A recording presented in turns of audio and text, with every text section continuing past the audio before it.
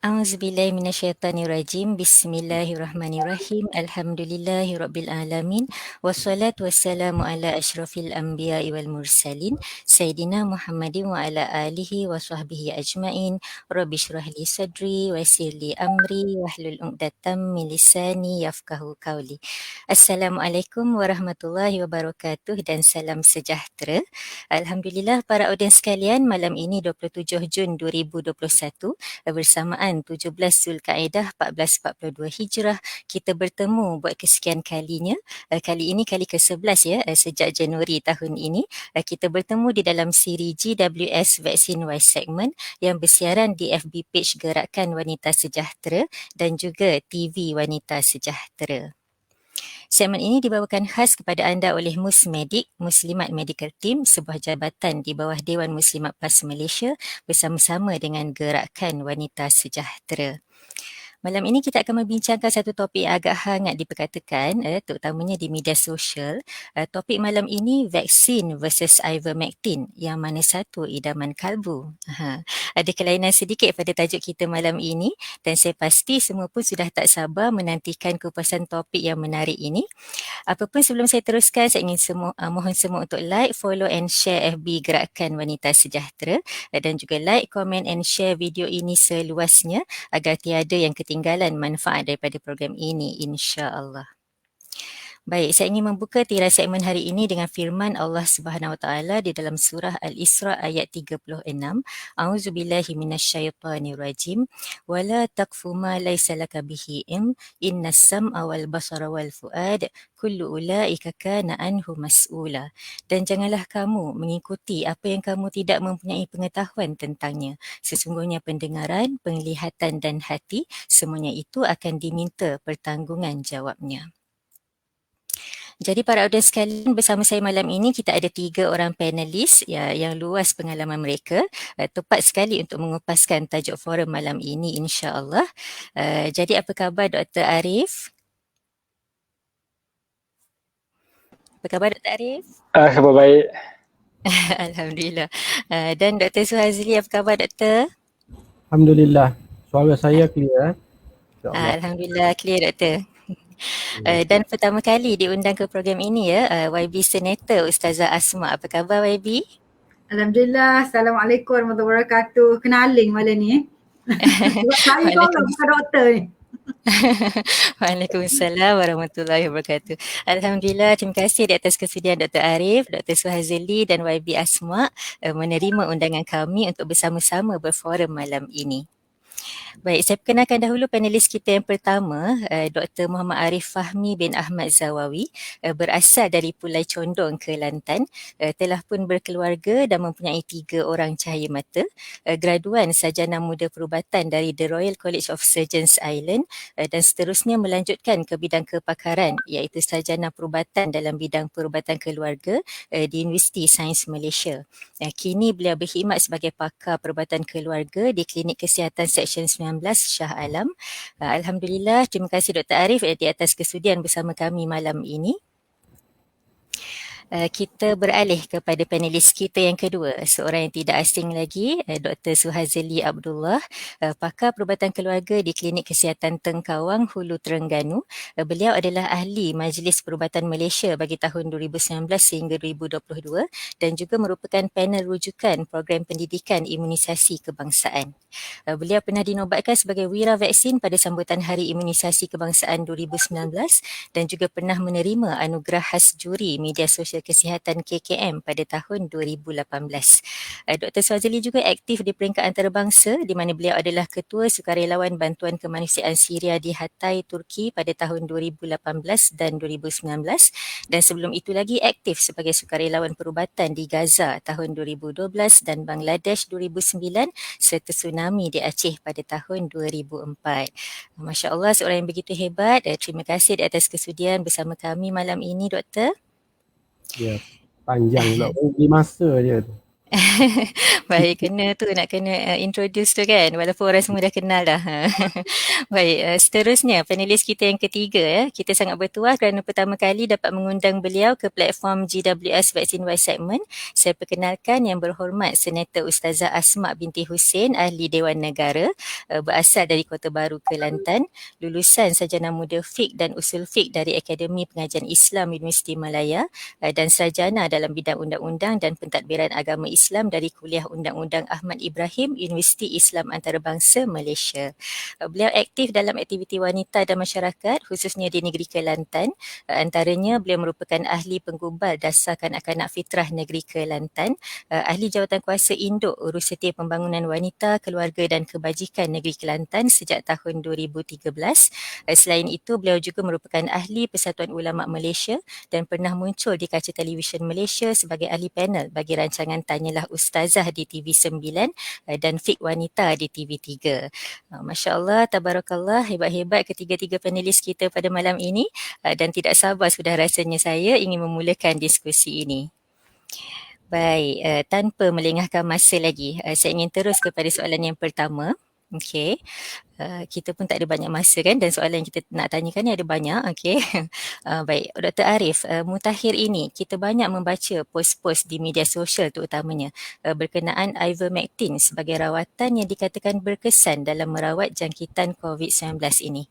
Jadi sebelum kita memilih ivermectin sebagai idaman kalbu, ada baiknya kita berkenalan dahulu dengan ivermectin ini, doktor. Maka soalan saya, bolehkah doktor jelaskan kepada saya dan para audiens sekalian apakah sebenarnya ivermectin ini, dan mungkin boleh doktor komenkan sedikit mengapakah ianya tiba-tiba menjadi famous ataupun terkenal terutama dalam kalangan netizen. Dipersilakan doktor. Terima kasih Dr. Rin selaku moderator pada malam ini. Yang saya hormati dan saya kasih Dr. Suhazli dan juga YB Senator Ustazah Asma Hussein selaku panelis pada malam ini, dan seterusnya tuan-tuan dan puan-puan, para pendengar yang saya kasih sekalian. Jadi sememangnya 2-3 menjak ini ivermectin menjadi perhatian, menjadi tumpuan ramai.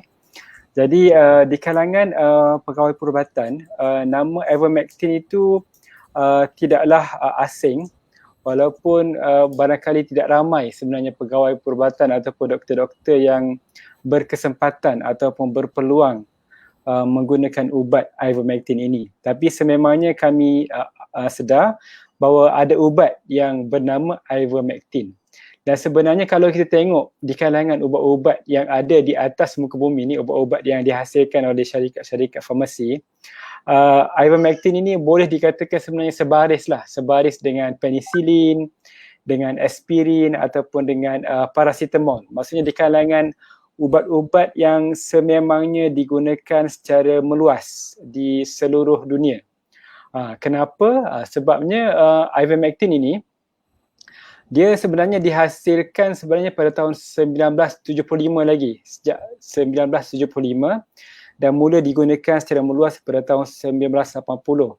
Ianya pada asalnya ditemui oleh seorang saintis di Jepun yang mana beliau telah mengkaji tanah di Jepun untuk mencari bahan biokimia untuk merawat penyakit, dan beliau menjumpai sejenis bahan aktif yang bernama ivermectin, dan kemudiannya ditukar kepada ivermectin yang mana lebih aktif, lebih berkesan untuk merawat jangkitan parasit di kalangan haiwan dan juga manusia.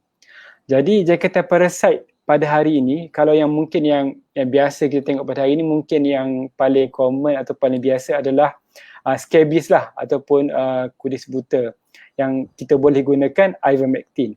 Tapi kalau jangkitan parasit lain seperti filariasis ataupun river blindness, itu adalah penyakit-penyakit parasit yang kita sudah tidak jumpa mungkin di Malaysia. Tapi mungkin filariasis mungkin ada jarang-jarang kadang-kadang. Tapi kalau river blindness tu memang sudah berkata tak adalah kat Malaysia. Tetapi kalau di seluruh dunia, di negara-negara seperti di Afrika, masih ada lagi ivermectin digunakan untuk merawat penyakit river blindness dan juga penyakit filariasis ini. Jadi ivermectin ini didapati berkesan untuk menyekat penyakit-penyakit yang dibawa oleh roundworm ataupun cacing, yang mana cacing ini dia menyebabkan keradangan kepada mata, kepada kornea, chronic inflammation kepada kornea menyebabkan buta. Itu dinamakan penyakit river blindness. Manakala penyakit filariasis pula menyebabkan kaki mereka yang dijakiti oleh kuman tersebut jadi macam kaki gajah. Dia panggil elephanitis juga. Jadi penyakit-penyakit tersebut kita tak jumpa dah sekarang. Kenapa tak jumpa sekarang? Disebabkan oleh keberkesanan dan juga disebabkan oleh penggunaan yang meluas oleh ubat yang bernama ivermectin. Jadi ubat ivermectin ini memang famous, memang termasuk dalam list of essential medicine by WHO. Maksudnya dalam senarai ubat-ubat yang penting yang perlu oleh Pertubuhan Kesihatan Sedunia. Malah pada tahun 2015, pencipta ataupun saintis yang menemukan ubat ivermectin ini telah menerima hadiah Nobel Prize. Nama dia Satoshi Omura, saintis dari Jepun, dan juga William Campbell dari US telah diberikan hadiah Nobel Prize winner kerana telah menemukan ubat ivermectin ini atas sumbangan ubat tersebut, yang mana telah berjaya mengawal penyakit parasit di seluruh dunia. Jadi kita tidak hairanlah kenapa ubat itu kita dapati boleh ditemui di banyak tempat di seluruh dunia pada digunakan pada manusia juga pada haiwan.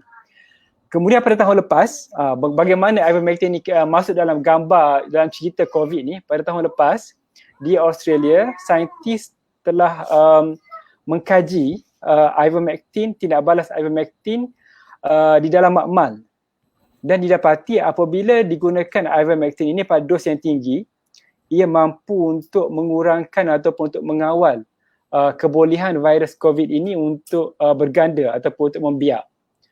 Jadi mulai dari situ bermulalah saya kira mungkin bermula minat ataupun kecenderungan beberapa pihak, beberapa saintis untuk mula mengkaji mengenai ivermectin.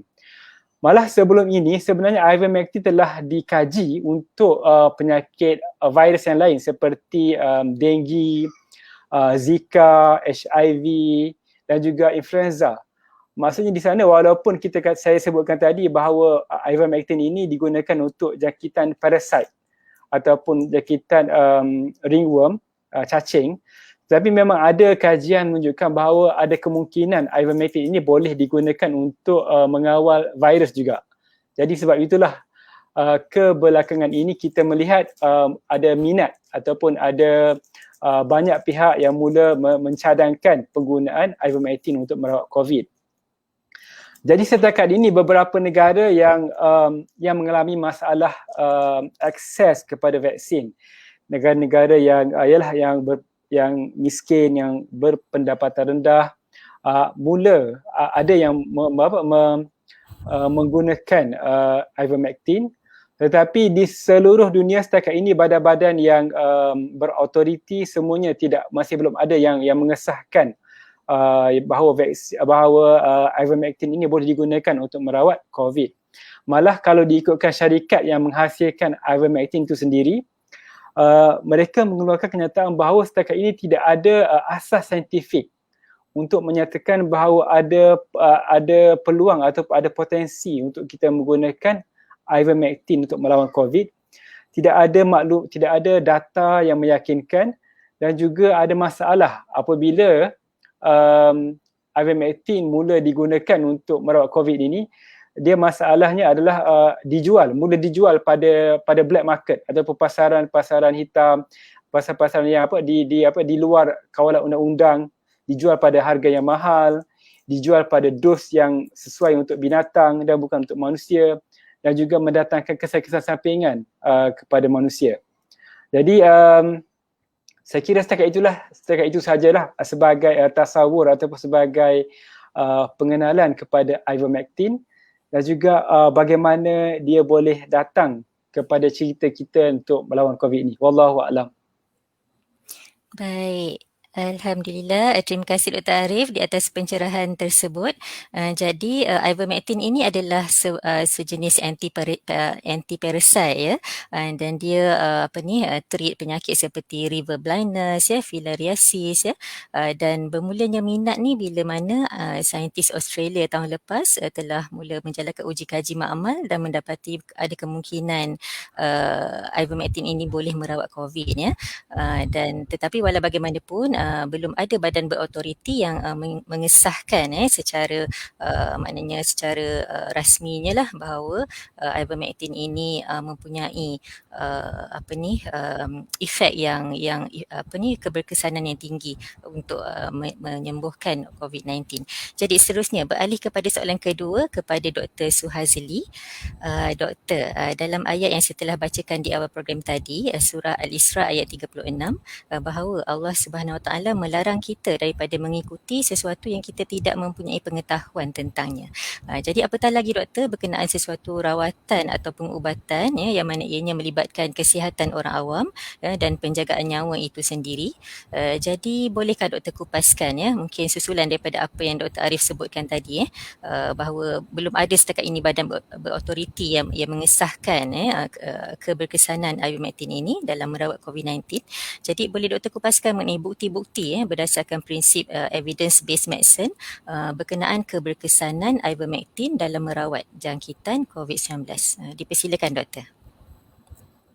Bismillah walhamdulillah, salatu wassalamu ala asyrafil anbiya wal mursalin wa ala alihi wa sahbihi wa tabi'in ila yaumiddin. Assalamualaikum warahmatullahi wabarakatuh. Terima kasih kepada Datin Dr. Rin, terima kasih kepada rakan panelis Dr. Arif Fahmi yang saya kasihi dan saya cukup sanjungi, pakar undang-undang kita Ustazah Dr. Asma Hussein dan seluruh penonton yang menonton program kita pada malam ini. Terima kasih di atas jemputan.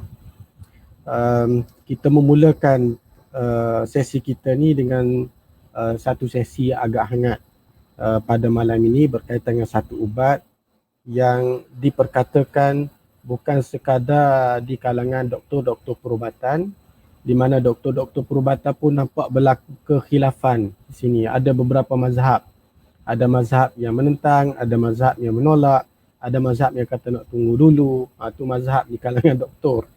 Dan menjadikan sesuatu kekeliruan di dalam masyarakat apabila berlakunya perpecahan ataupun pertembungan di antara doktor-doktor tersebut, sehingga ada di kalangan mereka yang cuba untuk membuat laporan polis dan seumpama dengannya. Baik. Dalam perubatan kita mempunyai disiplin perubatan. Dan disiplin perubatan ini sebenarnya tidak lagi jauh daripada agama Islam itu sendiri. Kerana agama Islam mesti kita membawa qarinah ataupun membawa bukti-bukti di dalam apa saja yang kita lakukan dalam berubat. Kita tak boleh semata-mata kita buat tu atas dasar kita panggil Mickey Mouse punya treatment. Maksudnya rasa aku nak buat benda ni, boleh ke tak? Jadi tak boleh macam tu. Kita mesti bermula dengan melakukan kajian. Adakah kita tidak mengikuti apa yang disuruh oleh Nabi? Tidak. Sebenarnya inilah yang disuruh oleh Nabi SAW. Dalam bab berubat dan seumpama dengannya, ada beberapa keadaan tertentu yang dianjurkan oleh Nabi SAW itu dipanggil ghairi tasyri'i, yang bukan disyariatkan. Banyak kalau kita tengok peristiwa-peristiwa di zaman Nabi SAW. Contohnya isu pendebungaan tamar, isu pemilihan tempat untuk perang dan sebagainya, dan sahabat berquery dengan Nabi SAW, dan ia bukannya Nabi kata ia adalah pandangan, dan sahabat memberi pandangan. Contohnya untuk perang itu kita memberi pandangan supaya duduk berada dekat dengan punca air dan nampak terselindung, dan Nabi menerimanya. Maksudnya ada beberapa yang dikatakan itu sebagai ghairi tasyri'i, ataupun istilah kita ada yang disyariatkan di dalam agama dan ada yang tidak, yang kata melibatkan kehidupan, yang dipanggil sunnatullah. Dan di sinilah kalau kita terjemahkan di zaman sekarang ini, apa saja yang berkaitan dengan itu, ia perlu dirujuk kepada ahlinya. Seperti mana yang telah disebut oleh Nabi SAW berkaitan dengan isu pendembungaan bunga tamar itu. Sehingga sahabat bertanya balik, oleh kerana tak ikut apa yang Nabi suruh, menyebabkan tamar pada tahun tersebut tak banyak. Dan Nabi kata, antum a'lamu umur biduniakum. Maksudnya kamu lebih mengetahui akan urusan dunia kamu. Baik, di sinilah dengan kaedah sunnatullah inilah yang kita bawa supaya apa saja yang berlaku di dalam kehidupan kita mesti ada sebab dan akibatnya. A berlaku akibat daripada B. Makan boleh menyebabkan kenyang. Minum air menyebabkan hilang dahaga dan sebegitulah. Dan inilah yang telah dicatat di dalam ahli perubatan dan ahli sains. Kata bahan ini boleh mengubat ini. Bahan ini boleh mengubah ini. Ini adalah dipanggil konsep empirical ataupun kajian yang diistilahkan kami sebagai evidence based medicine. Di mana evidence based medicine itu perlu ada kaedah-kaedah dalam disiplin perubatan. Dipanggil metodologi yang sepatutnya tidak ada bias, tidak ada kecenderungan tertentu, tidak ada conflict of interest dalam membuat kajian dan pelbagai lagi yang boleh kita katakan diminimalkan supaya kajian yang kita buat itu betul-betul solid, sahih dan tepat. Inilah yang dikatakan sebagai evidence based medicine yang kita ada hierarki tertentu. Yang tertinggi sekali adalah dia punya control trial blind lah, blinded ataupun unblind dan sebagainya, control trial. Maksudnya itulah compare di antara dua bahan, sama ada yang mana satu yang lebih baik ataupun dengannya. Baik. Kita merujuk balik kepada isu ivermectin. Secara asasi, ivermectin ini adalah ubat haiwan. Ubat haiwan. Oh, ada gangguan sikit. Mungkin kita apa. Secara kasarnya, ivermectin ini adalah sejenis ubat haiwan. Dan di dalam negara kita tidak pun digazetkan sebagai ubat untuk manusia. Walaupun terdapat di dalam CPG, dalam kita punya clinical practice guideline boleh digunakan untuk ubat penyakit kulit ataupun seumpama dengannya. Tetapi ia memerlukan satu kelulusan yang khas oleh Kementerian Kesihatan Malaysia. Kementerian Kesihatan Malaysia. Jadi di sini satu isu yang penting untuk kita beritahu di sini bahawa ubat ini adalah ubat yang mujarab. Betul, ia mujarab. Buat masa ini adalah kegunaannya adalah untuk digunakan ke dalam haiwan. Baik. Adakah ia perlu diuji kepada manusia? Sebab heboh mengatakan bahawa ivermectin ini berkesan ke atas manusia yang telah pun dibuat kajian oleh beberapa buah negara yang tertentu. Ya boleh, kita boleh menerimanya. Tetapi penerimaan ini perlu juga kembali kepada evidence based medicine. Kembali kepada bagaimana kita mentafsirkan kajian yang telah dibuat oleh mereka.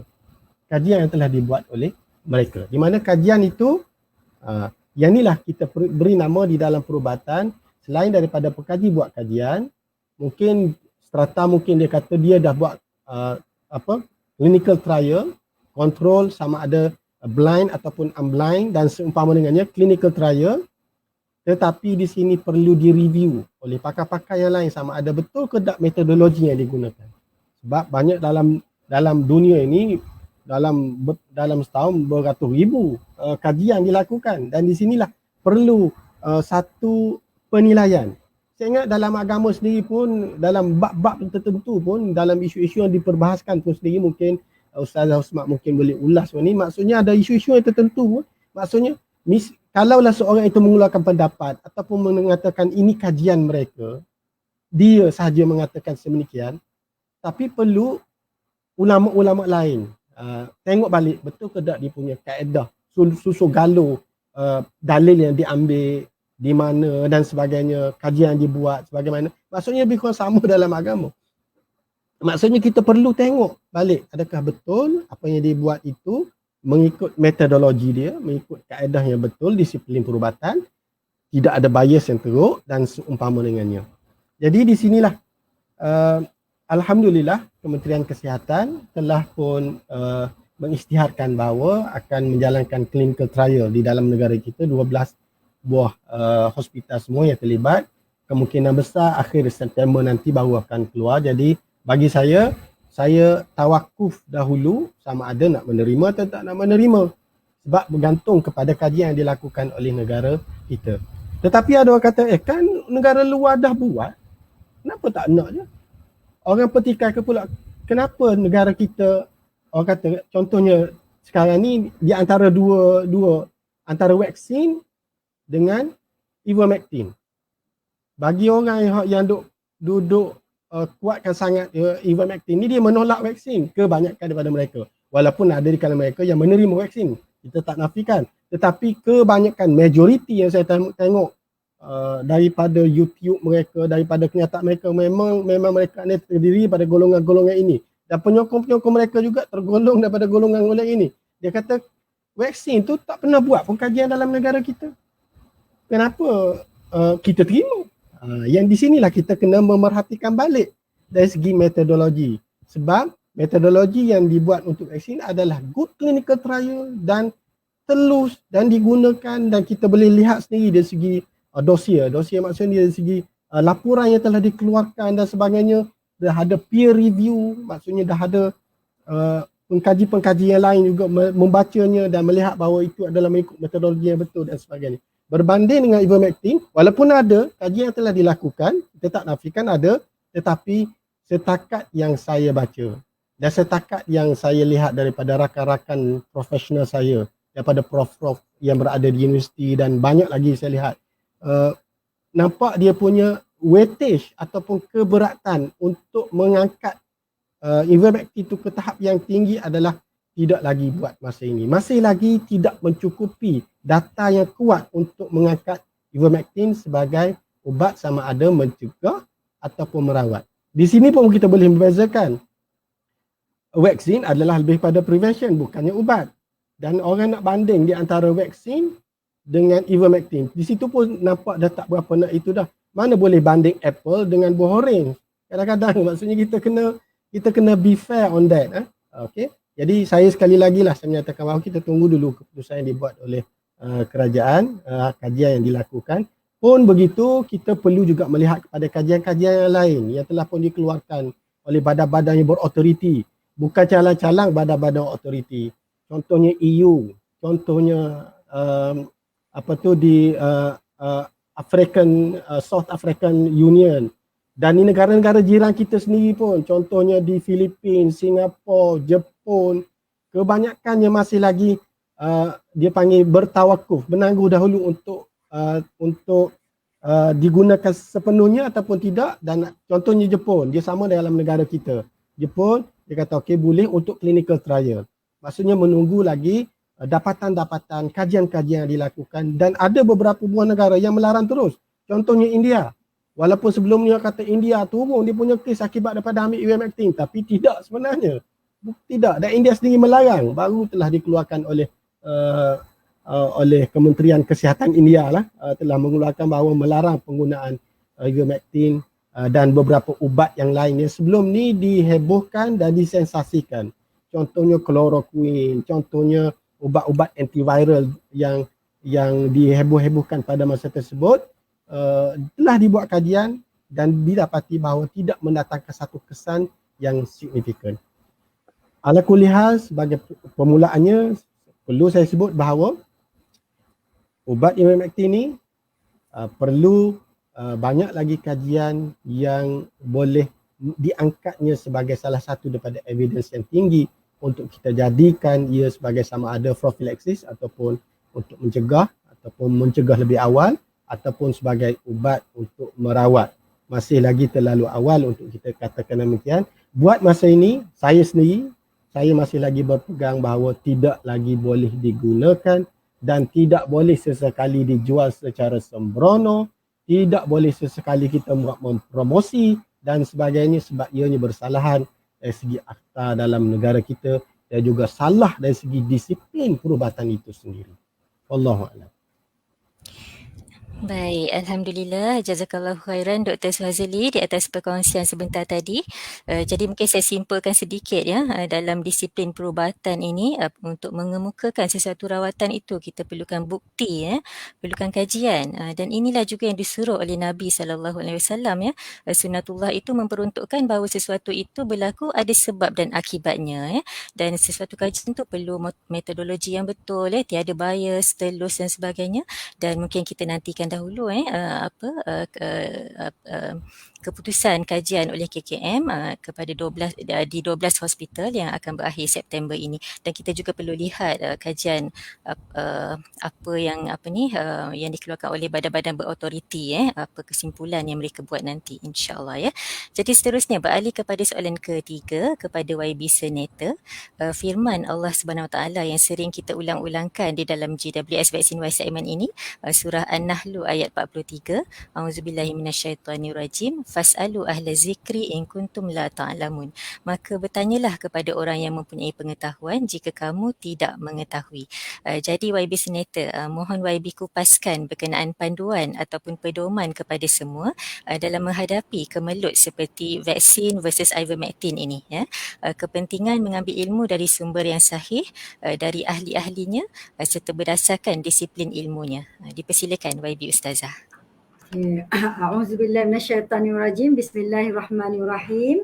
Alhamdulillahirabbil alamin wassalatu wassalamu ala asyrafil anbiya'i wal mursalin wa ala alihi washabihi ajmain. Assalamualaikum warahmatullahi wabarakatuh kepada rakan-rakan panelis yang bijaksana, juga kepada moderator, yang mana semua dalam ni sebagaimana saya sebut tadi, semuanya adalah doktor-doktor, pakar-pakar perubatan, dan saya pula bidang yang agak berbeza lah pada malam ni. Rasa tu ada kenaling jugalah sikit-sikit Alhamdulillah.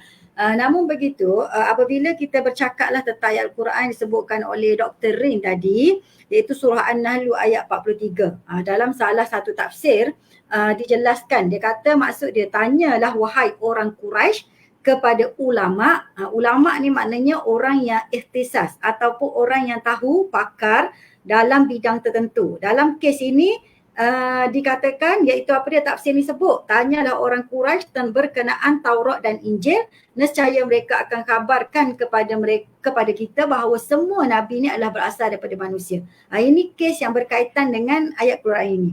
Iaitu saya nak sebutkan pertamanya, dalam ni apabila kita nak belajar tentang Taurat dan Injil, kita kena merujuk kepada pakar Taurat dan Injil. Nak ceritanya maknanya setiap bidang tu ada pakar-pakarnya yang tersendiri. Dan kenapa kita perlu kepada pakar? Kerana hendakkan kepada tasawur, kita panggil. Tasawur ni apa dia? Konsep yang jelas, pandangan yang jelas, falsafah yang jelas tentang sesuatu perkara. Jadi apabila kita nak buat hukum, mengambil tindakan, buat tindakan, pelan tindakan, polisi, sangat penting dalam disiplin ilmu Islam untuk kita mendapatkan tasawur yang jelas tentang sesuatu isu. Itu respon pertamalah daripada saya berkenaan dengan ayat ini. Seterusnya, saya suka nak panjangkan sikitlah apa yang dibincangkan oleh Dr. Suhazli tadi berkaitan dengan kemelut yang kita hadapi sekarang lah. Kita nampak kadang-kadang orang ni dia melihat agama dalam perspektif yang superficial. Apa maksud superficial? Dalam perspektif umum. Kalau Islam kata boleh, boleh. Kalau Islam kata tak boleh, tak boleh. Tetapi dia selalunya orang awam akan melihat Islam dalam bentuk hukum yang telah siap. Contohnya lah, kalau kita wanita, contohnya hukum berkaitan dengan kecantikan. Juga banyak dikaitkan dengan perubatan. Jadi yang dia tahunya ialah hukum sesuatu alat itu boleh ke tak boleh. Macam tu je. Tapi dia tidak pernah mengkaji sebenarnya kenapa hukum tu boleh sampai kepada boleh dengan tak boleh. Inilah disiplin ilmu yang tidak diketahui sebenarnya oleh orang awam. Okey, saya nak sebutkan di sini untuk memahami sesuatu tindakan, untuk kita memilih sesuatu keputusan, dan dalam kes contohnya apabila ulama-ulama nak buat fatwa, berijtihad dan sebagainya, dia ada kaedah yang khas yang memang telah disusun disiplinnya berdasarkan daripada amalan daripada Nabi Muhammad SAW sampailah kepada sahabat dan turunlah sampai kepada hari ini. Sangat penting kita memahami kaedah-kaedahnya. Dalam Islam, syariat ni dia adalah sesuatu yang sudah tetap berkaitan dengan cara hidup dan juga cara menguruskan kehidupan yang mana dia bersandarkan kepada Quran dan hadis. Contohnya ada benda yang tetap, ada benda yang tidak tetap. Kita panggil sabit, tawabit dengan mutaghayyirat. Ada benda tu dia memang tetap dah, tak akan berubah dulu kini selamanya. Ada benda memang dia bersifat, dalam Islam kita panggil zonni. Zonni ni apa dia? Iaitu memang ditinggalkan dalam bentuk manusia ni boleh berijtihad. Contohnya apa dia? Contoh yang senang lah saya bagi tahu. Dalam syariat ni ada benda yang tetap. Tetap ni apa dia? Contohnya kalau dalam kesihatan dan perubatan, ada benda halal dan haram. Boleh makan, boleh tak makan. Contohnya, boleh guna untuk berubat, ada tak boleh guna untuk berubat. Okey. Itu contohnya benda yang tetap selama-lamanya lah. Okey, seterusnya, tapi benda-benda yang berubah ada juga. Macam mana untuk berubat? Penyakit ni contohnya nak guna ubat yang macam mana? Dalam kes tertentu ubat macam ni. Ini sebenarnya dia tidak ada ketetapan yang jelas dalam Al-Quran dan Al-Hadis, dan dia ada sifat yang kita panggil sebagai apa dia? Zonniyah. Zonniyah ni maknanya dia terbuka kepada proses untuk kita ijtihad atau kita nak keluarkan hukum. Manusia boleh menggunakan akal dia untuk menakul apa sebenarnya yang kita patut pilih. Namun begitu, apabila kita nak membuat hukum, kadang-kadang bila saya bercakap lah dengan orang di bawah, mereka ingat ulama'-ulama' ni apabila buat hukum dia pakai rasa. Sama juga macam doktor perubatan. Dia ingat bila doktor kata boleh vaksin, tak boleh ivermectin ni, dia ingat pakai rasa-rasa. Contohnya kita duduk gini, kita pun tengok-tengok, oh rasanya tak boleh, oh rasanya boleh. Dia bukan macam tu, bukan pakai rasa-rasa. Dia ada kaedah yang khas, di mana untuk mengeluarkan sesuatu hukum, memilih sesuatu tindakan, nak buat pelan polisi contohnya, kalau dalam disiplin ilmu saya, kita kena guna kaedah usul fiqh. Nak sampai ke sesuatu hukum yang kita dah jumpa sekarang ni, hukum yang terdapat dalam kompilasi fiqh. Tetapi nak sampai kepada fiqh, dia panggil usul fiqh. Usul fiqh ni adalah kaedah untuk kita mengeluarkan sesuatu hukum, mengeluarkan sesuatu keputusan. Itu kaedah usul fiqh. Di mana saya tak nak ceritalah usul fiqh ni secara disiplin yang detail. Cuma saya nak cerita secara gambaran supaya kita boleh ambil macam mana kaedah berfikir dalam Islam tu sepatutnya kita terapkan kepada kaedah berfikir dalam semua perkara dalam kehidupan. Usul-usul fiqh ni sebenarnya, sebab saya belajar bidang ni, dia adalah kaedah bagaimana Rasulullah SAW dan ulama' mengajar kita cara berfikir, cara buat keputusan dan cara memilih tindakan. Itu usul fiqh. Dia bukan sekadar digunakan oleh ulama' untuk buat hukum, fatwa, ijtihad dan sebagainya. Itu kita kena faham. Jadi kaedah usul fiqh ni dia ada susunan dia. Bila kita nak buat sesuatu tindakan, kita tengok, kita rujuk otoriti yang tertinggi. Nampak tak perkataan yang saya gunakan? Otoriti. Yang paling berkuasa. Otoriti ni maknanya bukan kita saja-saja angkat, oh WHO adalah otoriti yang tertinggi sebab dia WHO duduk dekat dunia. Bukan macam tu. Bila kita nak ambil sesuatu hukum contohnya daripada WHO, kita mesti tapis pandangan-pandangan daripada WHO itu dengan kaedah-kaedah. Kalau Dr. Suhazli dengan Dr. Arif contohnya, kaedah-kaedah perubatan dengan disiplin yang khas.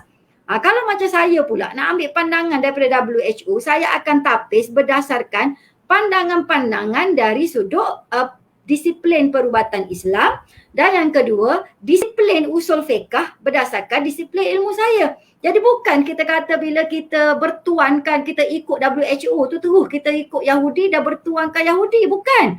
Otoriti ni maksudnya pihak berkuasa yang kita jamin kaedahnya adalah mengikut sistem yang muktabar. Itu dalam bahasa Islamnya. Muktabarnya dari segi kedudukan, dalilnya, korinahnya kuat. Itu maksud otoriti. Kadang-kadang orang sebut, oh tu otoriti. Oh dia tak apalah, dia angkat je suka-suka hati nak angkat otoriti. Bukan suka-suka hati sebab dalil, korinah kuat. Tu kuat. Kita nak otoriti tu kerana kekuatan yang ada pada korinahnya itu. Okey, seterusnya Bila kita tengok tu mula-mula Quran, lepas tu sunnah, lepas tu ijma', qiyas dan kaedah-kaedah lain. Ulama' senaraikan lebih kurang ada yang kata 14, ada yang kata 16 ikut kepada perbezaan mazhab, ada kaedah-kaedah nak buat ijtihad. Maknanya apabila nak keluarkan sesuatu hukum tu dia mesti ada kaedah. Tadi saya sebut tentang authority. Yang kedua kaedah. Jadi bukan pakai rasa-rasa. Sebab tu Dr. Suhazli tadi dia sebutkan sangat penting yang Dr. Arif tadi sebutkan. Sangat penting bila kita nak tengok isu ivermectin ni. Macam saya tadi saya tengok isu ivermectin ni. Jadi sepintas lalu saya tengok, saya sendiri pun masih tidak yakin dengan penggunaan ivermectin sebab beberapa negara, contohnya macam India pun tarik balik. Beberapa negara pun hanya membenarkan penggunaan dalam bentuk klinikal dan kajian. Dan saya rasa Malaysia pun mengamalkan perkara yang sama masih dalam kajian. Maknanya Malaysia membenarkan penggunaan ivermectin tetapi dalam konteks kajian klinikal. Kajian klinikal ni kalau saya tengok di Malaysia ni kita menjalankan kajian terhadap pesakit yang duduk dalam tahap yang kritikal, lebih kurang 500 orang yang melibatkan 12 hospital. Maknanya apa dia? Bukti saintifik tu masih tak cukup. Evidence base tu tak cukup. Jadi macam mana kita nak sebarkan kepada masyarakat awam? Dia macam ni. Dalam disiplin ilmu Islam ni, bila kita belajar usul fiqh, saya sebut tadi authority kan? Okey. Yang kedua tadi saya sebut dah. Yang ketiga ialah sangat penting kita melihat kepada kekuatan dalil dan petunjuk. Jadi apabila nak tengok kuat ke tak kuat dalil, sebab tu tadi saya tengok kajian ni. Saya tengok kajian ni walaupun India dah perkenalkan tapi dia tarik balik serta-merta pada 27 April saya ingat ni.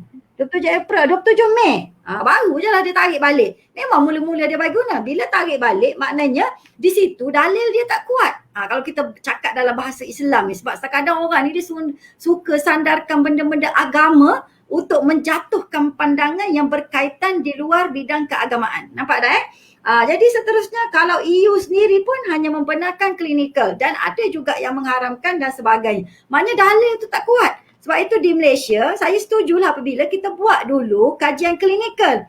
Kalau dah sahih, kalau dah okey, kalau dah sesuai dengan rakyat Malaysia, barulah kita gunakan untuk masalah umum. Dan ini sebenarnya bertepatan dengan kaedah Islam.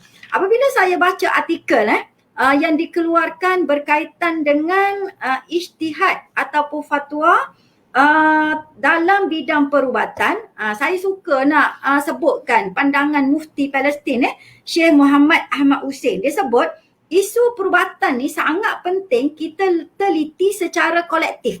Apa maksudnya kolektif? Secara berjamaah dan mengambil kira pandangan ramai. Sebab apa? Beliau telah membawa dua pandangan yang penting. Kerana pertama, isu perubatan ni melibatkan kepentingan umum. Dalam bahasa Arab kita panggil masalah awam. Kalau kata kita sebarkan sesuatu perkara, benda tersebut merosakkan, memudaratkan, jadi dia akan bukan saja merosakkan individu tapi dia merosakkan ummah, masyarakat. Sesuatu negeri, sesuatu negara. Suatu benda ni sangat penting sebab dia melibatkan maqasid syariah yang penting iaitu nyawa. Dan mungkin pergi juga kepada akal.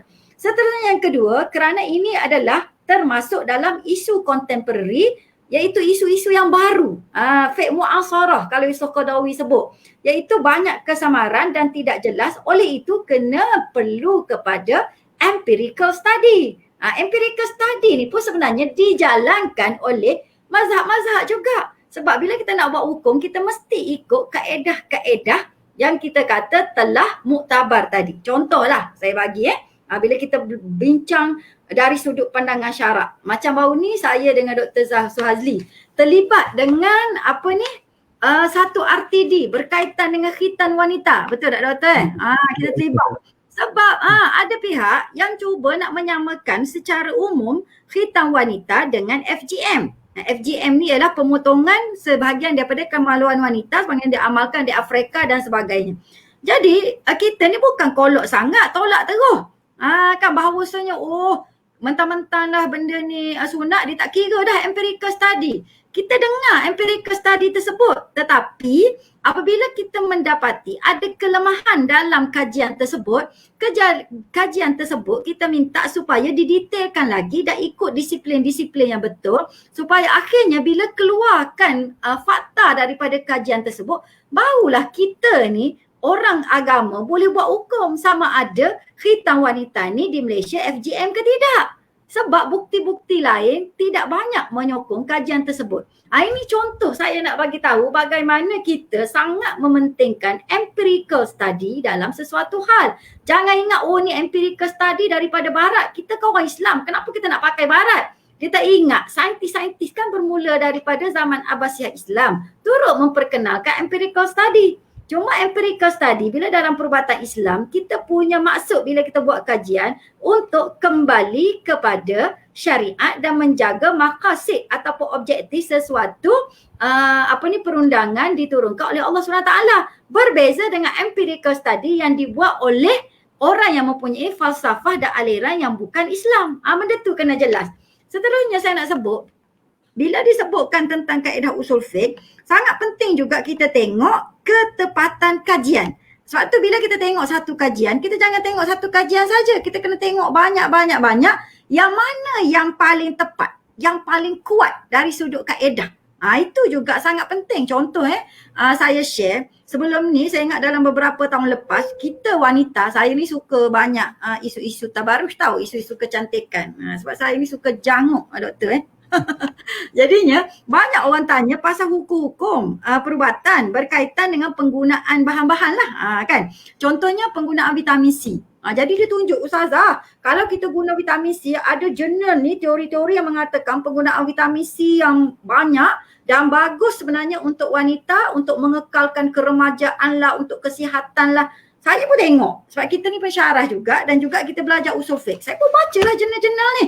Rupanya dia merujuk kepada satu jurnal yang ditulis oleh seorang pakar. Dan pakar tu dia tulis. Dan rupanya bila kita baca jurnal-jurnal perubatan lain, ada banyak lagi kajian-kajian yang ribat kajian ini. Jadi oleh kerana tu, walaupun mereka ni nak suruh saya kata boleh guna vitamin C secara berlebihan, saya tetap kata tak boleh. Saya pun nyatakan kajian ni satu kajian yang Puan bagi tahu. Ni ada banyak lagi kajian perubatan yang menyangkal isu ini malah boleh menyebabkan penyakit. Nampak tak? Ketepatan kajian ini adalah ajaran yang dididik dalam usul fiqh. Seterusnya sangat penting juga kita melihat kesepakatan pandangan. Kalau dalam Islam, apabila kita nak berijtihad, dia ada satu ijtihad dipanggil ijtihad individu. Yang kedua, ijtihad jama'i. Ijtihad secara bersepakat, ramai-ramai. So dalam isu perubatan, apabila bertembung antara ijtihad individu dengan ijtihad ramai-ramai, of course yang lagi kuat tu yang mana? Ijtihad ramai-ramai. Sebab itulah dalam kes ivermectin, kita bukan saja-saja nak follow orang barat, orang putih yang dikatakan dikuasai oleh Yahudi. Tapi kita baca dia punya kajian dan sebagainya dan kesepakatan itu menunjukkan ke arah kita hold dulu dan mungkin lepas dapat fakta-fakta yang jelas barulah selamat untuk digunakan oleh rakyat kita. Tu yang kita kena faham. Jadi mungkin kesimpulan lah saya nak sebut sikit Dr. Rin. Sangat penting dalam Islam ini kita rujuk kepada ahli ikhtisas kerana pertama untuk dapatkan tasawur yang jelas. Sesuatu isu kita kena faham dari sudut konsep, dia punya falsafah, dia punya maqasid. Kalau dalam Islam kita panggil fiqh ma'alat. Apa fiqh ma'alat? Fiqh untuk memahami implikasi daripada sesuatu perkara. Lepas tu kerana tasawur ini adalah merupakan indikator. Kalau dalam bahasa kita panggil dhabit. Bila kita nak buat suatu hukum, kita kena ada kaedah-kaedah indikator. Jadi dhabit kepada jalan yang lebih selamat. Itu. Yang kedua, untuk kita memahami realiti sesuatu isu, waqi'. Dalam Islam, bila kita nak buat sesuatu hukum dan mengambil tindakan, sangat penting kita kena tengok kepada suasana, masa, tempat. Flexibility of the hukum tu, dia sangat berkait rapat dengan waqi'. Jadi saya tak boleh cerita lebih-lebih pasal ivermectin. Sebab saya bukan farmasis. Tapi kalau farmasis, orang yang terlibat dengan perubatan, dia tahu benda tu jadi dia boleh cerita. Jadi saya kena ambil pandangan dia tapi jangan ambil seorang. Kena pergi ke badan berautoriti. Yang ketiga, kita nakkan pandangan yang sikoh. Sikoh tadi autoriti. Apa maksud sikoh sini? Nak cakap agama sangat kan? Maksudnya berautoriti. Kenapa kita nakkan orang berautoriti? Kerana orang berautoriti dia ada akses untuk mendapatkan maklumat yang lebih mendalam. Macam contoh, anti vaksin. Ustazah, dia marah. Kenapa kita ikut Yahudi? Kenapa tak boleh ni? Kenapa kita gini-gini? Saya kata betul, tapi awak ada akses ke? kepada laporan-laporan perubatan, laporan daripada MKN, laporan daripada PDRM, laporan daripada KKM. Tak ada akses. Kalau tak ada akses, sedaplah bercakap apa-apa pun sedap bercakap sebab tidak ada akses. Jom sekarang, sebab tu kita nak authority sebab dia ada kemampuan akses yang mendalam. Yang kedua, memenuhi kaedah kajian semasa dan juga syarak. Setakat ni, kenapa kita tak pilih ivermectin? Sebab dari segi syarak pun, kita tak boleh nak buat. Sebab apa? Sebab masih tidak pasti dan boleh menjejaskan nyawa manusia. Benda ni bersalahan dengan syarak.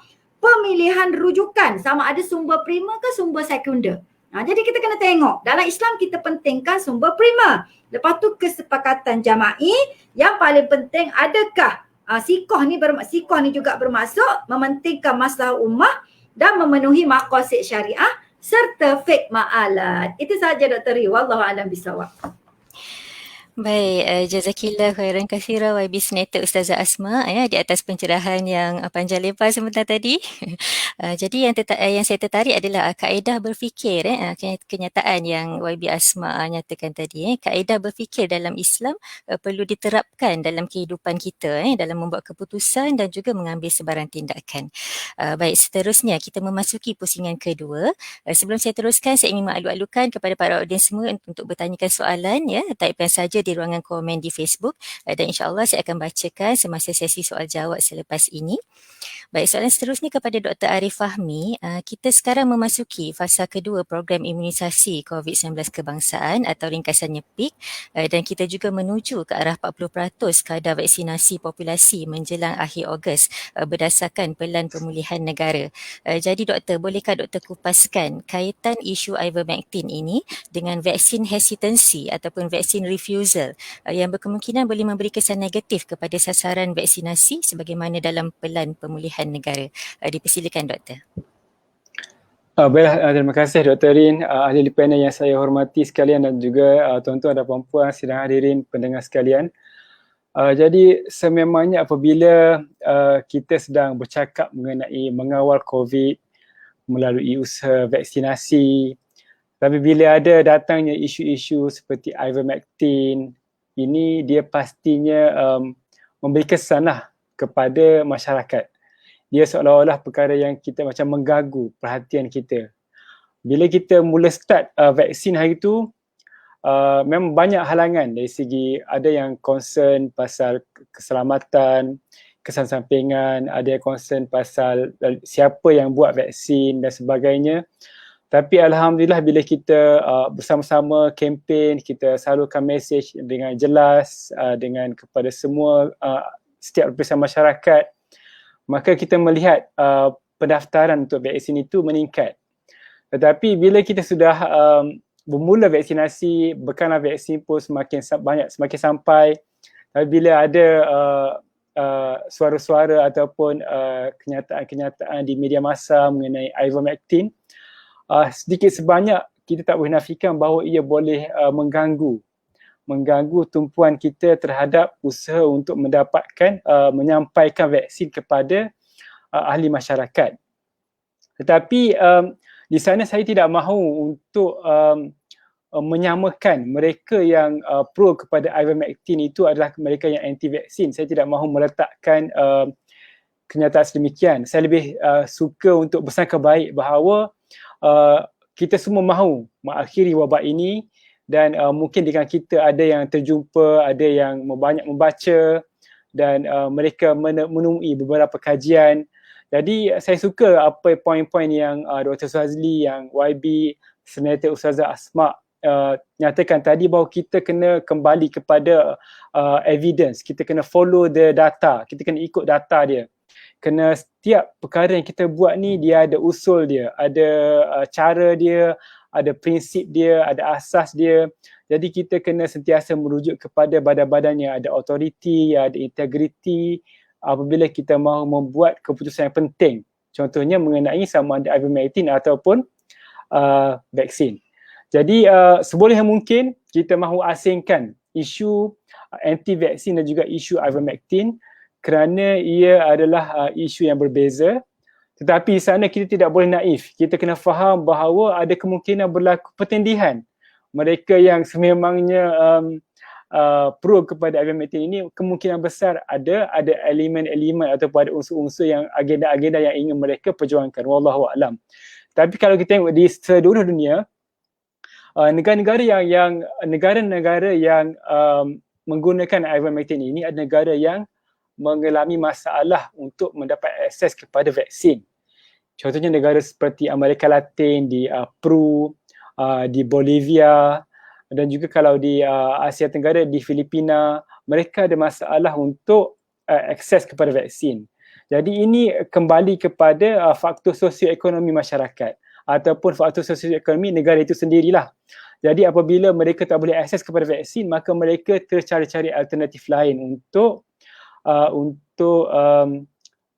membawa mereka keluar daripada wabak COVID ini. Jadi dalam konteks kita negara Malaysia di mana kita insya-Allah akan dapat bekalan vaksin yang berterusan, maka adalah amat penting kita mengatasi masalah komunikasi kita untuk mengelakkan timbulnya ivermectin ini menjadi penyebab kepada vaksin hesitancy. Kerana setakat ini bila kita tengok kajian-kajian yang dibuat, termasuk kajian yang dibuat di Malaysia sendiri, sebenarnya majoriti rakyat Malaysia akan sanggup untuk menerima vaksin. Maksudnya vaksin hesitancy, anti-vaksin, walaupun isu tersebut adalah isu yang betul, benar berlaku, tapi mereka ada kumpulan yang terpencil, yang kecil, yang cuma mereka mungkin lebih lantang bersuara. Jadi amat penting untuk kita memahami bahawa tak boleh kita nak samakan ivermectin dengan vaksin, terutama sekali dalam tahap di mana bukti-bukti mengenai ivermectin adalah sangat lemah pada waktu hari ini. Belum ada badan-badan autoriti meluluskan ivermectin untuk mengawal COVID. Maka kita kembali kepada untuk mengelakkan, untuk mengurangkan vaksin hesitancy dengan cara kita kena pasti apakah sebenarnya yang menyumbang kepada vaksin hesitancy ataupun keraguan terhadap vaksin ini. Kerana kita tengok kalau di US, bila mereka sudah capai satu tahap di mana hampir 50% rakyat mereka dewasa menerima vaksin, didapati graf mereka mendatar. Maksudnya apabila sudah cukup, sudah sampai satu tahap itu, berlaku masalah di mana rakyat tersebut, mereka ada yang mula mengambil rendah mengenai vaksin. Mereka rasa cukuplah, orang lain dah tengok vaksin, dia orang tak tengok vaksin dah. Dia orang nak tunggu ubat lain pula contohnya. Jadi itu bahaya. Kita tidak mahu benda tu sampai ke Malaysia disebabkan isu-isu seperti ivermectin lah. Jadi kembali kepada kita kena mengikut kepada landasan yang betul, kita kena follow the evidence, kita kena pastikan ivermectin ini tidak menjadi sumber ataupun tidak menjadi benda-benda yang menyebabkan vaksin hesitancy kembali bersubur ataupun mekar di Malaysia lah. Jadi setakat itu sajalah komen saya mengenai vaksin hesitancy dan juga ivermectin. Wallahu a'lam. Baik, terima kasih Dr. Arif di atas pencerahan tersebut. Jadi menurut Dr. Arif, kita tak boleh samakan isu ivermectin dengan isu vaksin kerana ia adalah dua isu berbeza. Dan kita kena kembali kepada isu kenapa vaksin hesitancy atau refusal berlaku. Bukan kerana ivermectin atau sebagainya. Ia actually dua isu berbeza. Baik, seterusnya soalan kepada Dr. Suhazli. Sebagai seorang yang aktif di media sosial, tentunya Dr. Suhazli mengambil cakna akan luahan serta komen-komen di media sosial, tidak terkecuali dakwaan sesetengah pihak bahawa mereka ini seolah-olah ditidakkan hak untuk mendapatkan rawatan ivermectin.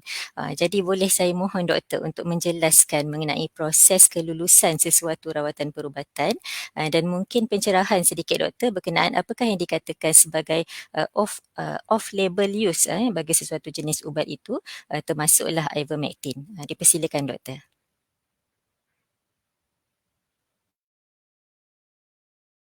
Bismillahirrahmanirrahim. Terima kasih kepada Datin Rin, terima kasih kepada Dr. Asma dan terima kasih Dr. Arif dan semua yang menonton pada malam ini. Proses kelulusan untuk ubat-ubatan dalam Malaysia memang kita terlalu teliti satu persatu. Daripada 1,700 jenis ubat yang dimasuk dalam negara kita sejak daripada sebelum merdeka dan sampai merdeka, mesti melalui satu proses yang begitu ketat yang telah dijalankan oleh kita punya badan NPRA, National Pharmaceutical Regulatory Agency. Dan setiap negara seluruh dunia mempunyai badan seumpama dengan ini. Contohnya di EU, contohnya di semua negara lah yang mempunyai badan dipanggil badan regulatory, di mana badan regulatory ini menilai balik, meneliti segala laporan, segala kajian yang begitu ekstensif yang telah dijalankan, sama dia adalah betul-betul mengikut kaedah kajian dan sebagainya. Semua boleh dikatakan mereka adalah pakar di dalam bab ini, dan adalah tidak munasabah bagi seluruh negara dalam dunia ini kalau nak direlatekan dengan vaksin contohnya, tak munasabah pakar-pakar berpakat untuk bagi vaksin dan untuk membunuh manusia. Kalau nak relatekan dengan vaksin lah. Tetapi dalam bab ini, dalam isu yang kita bincangkan sekarang ini,